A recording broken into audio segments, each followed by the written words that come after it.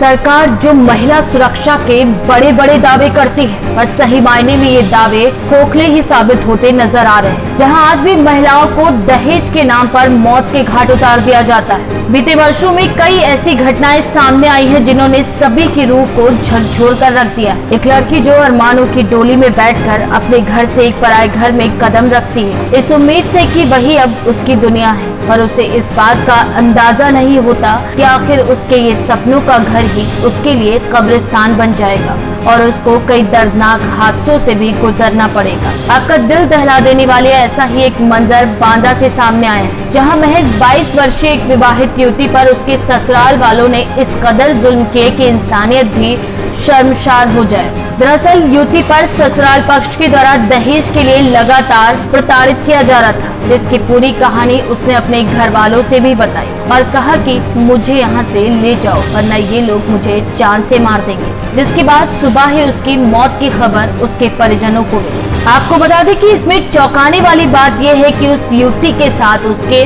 3 देवरों के द्वारा बलात्कार की घटना को भी अंजाम दिया गया था और मारकर फांसी के फंदे पर लटका कर आत्महत्या का रूप दे दिया गया था। वहीं इस मामले पर खुरहन चौकी इंचार्ज अभिषेक सिंह ने भी पूरा सहयोग किया, क्योंकि लड़के वालों ने बहू के साथ बलात्कार और मारने की पूरी जानकारी चौकी इंचार्ज को दे दी। लेकिन फिर भी कई महीने बीत जाने के बाद भी आज तक इस पर कोई कार्रवाई नहीं की गई, जिसने पुलिस प्रशासन की कार्यशैली पर भी कई सवालिया निशान खड़े कर दिए। क्या समस्या है भाई साहब आपकी? समस्या हमारे पास ये है कि हमने अपनी सिस्टर की शादी बरसाड़ा गांव में किया था। कितने दिन पहले? 3 फरवरी 2019 में जी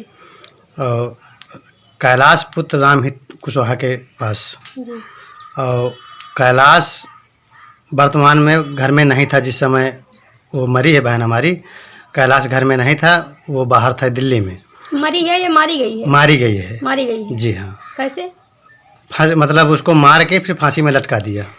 कौन कौन थे वहाँ? वहाँ पे था सास थी और दाई थी, राजेश था, ओम प्रकाश, कमल, श्रवण।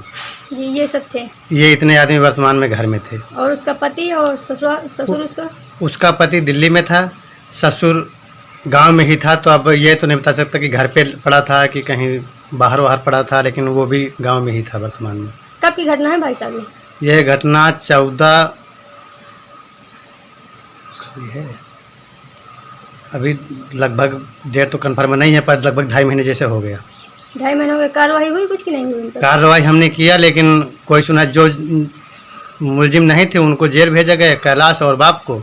और जो वर्तमान में घर में थे, जो वास्तविक मुलजिम हैं, उनके साथ पुलिस कुछ कार्रवाई नहीं कर रही है। इसका मतलब कि पुलिस डिपार्टमेंट में वो लोग पैसा रुपये दिया होगा। आप कौन है कविता के? भाई। आप भाई हैं? क्या नाम है आपका? परवल। कौन सा गाँव है आपका? कोर्रा बुजुर्ग, थाना कमासिन, पोस्ट परसौली, तहसील बबेरू, जिला बांदा। मेरा नाम हरीलाल है।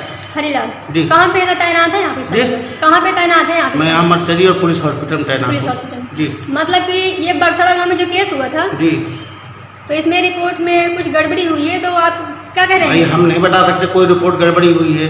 2 डॉक्टरों ने किया है। ठीक। कौन कौन से थे? डॉक्टर मोहम्मद अनवर, डॉक्टर दीपक द्विवेदी।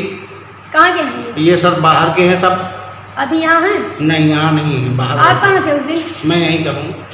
वो आप उस दिन थे यहाँ कि नहीं थे? हाँ। वर्तमान में मौजूद थे आप? मैं था यहाँ। रिपोर्ट देखी आपने? नहीं, हम क्यों रिपोर्ट देखें? रिपोर्ट सील बंद होके जाती है। सील बंद होके जाती है? जी।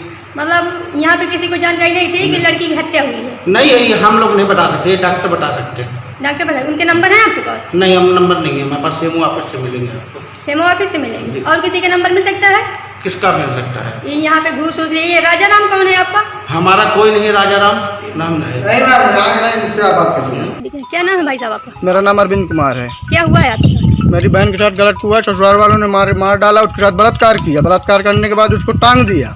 टांगने के बाद पूरे गांव लोगों ने जब दिखाया कि देखो इसके चोट है, तो कहीं हम नहीं मानते जब तक रिपोर्ट नहीं आएगी। रिपोर्ट में मैम इन्होंने टपा टपा करवा दिया, दूसरों के साथ पैसा दे दिया। अच्छा। दूसरे राजा राम था, उसके बजरिए से पैसा उसने पूरा इनको दे दिया। ये कह रहे थे 6,000 रुपये दो तब पोस्टमार्टम होगा।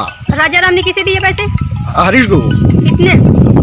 5,000 रुपये। 5,000? हाँ। फिर रिपोर्ट सही आई आपकी? नहीं आई सर मैम। पैसे लेने के बाद भी नहीं आई? इन्होंने कहा कि पोस्टमार्टम तब होगा जब संडे पड़ रहा था। बांदा से केकेडी न्यूज संवाददाता अरुण कुमार की रिपोर्ट। बिहार के जमुई झाझा बरमसिया से परासी रोड का शिलान्यास करते हुए झाझा के जनसेवक विधायक रविंद्र कुमार यादव द्वारा बताया गया कि कई वर्षों से बरमसिया से प्राची जाने में ग्रामीणों को काफी दिक्कतों का सामना करना पड़ता था। अब वहां का समाधान करते हुए रविंद्र यादव ने कहा कि ग्रामीणों को अब आने जाने में किसी भी समस्या का सामना नहीं करना पड़े। इस दौरान उन्होंने जनता से कहा कि इस बार उन्हें ही विधायक के पद पर चुने।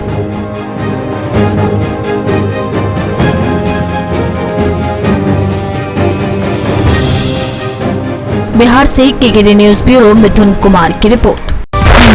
जनपद अमरोहा की थाना हसनपुर क्षेत्र में लेखपाल के द्वारा एक किसान से फर्द में नाम दर्ज कराने के लिए हजारों की रिश्वत मांगी गई थी। वहीं किसान के द्वारा जब शिकायत की गई तो एंटी करप्शन की टीम ने रंगे हाथों रिश्वत लेते हुए लेखपाल को गिरफ्तार कर लिया। लेखपाल के खिलाफ कार्रवाई से तहसील प्रशासन के साथ साथ अन्य विभागों में भी हड़कंप मचा हुआ है। फिलहाल एंटी करप्शन की टीम लेखपाल को बंद कमरे में ले जाकर पूछताछ कर रही है। पिछले 2 घंटे से लगातार एंटी करप्शन की टीम लेखपाल से पूछताछ करने में लगी हुई है। तो वहीं अभी एंटी करप्शन का कोई भी अधिकारी इस मामले में और भी ज्यादा कुछ बताने को तैयार नहीं है। दान के रूप में मेरे भाई बाहर रहते हैं। अच्छा, दाखिल खारिज भी हो गया उस जमीन का।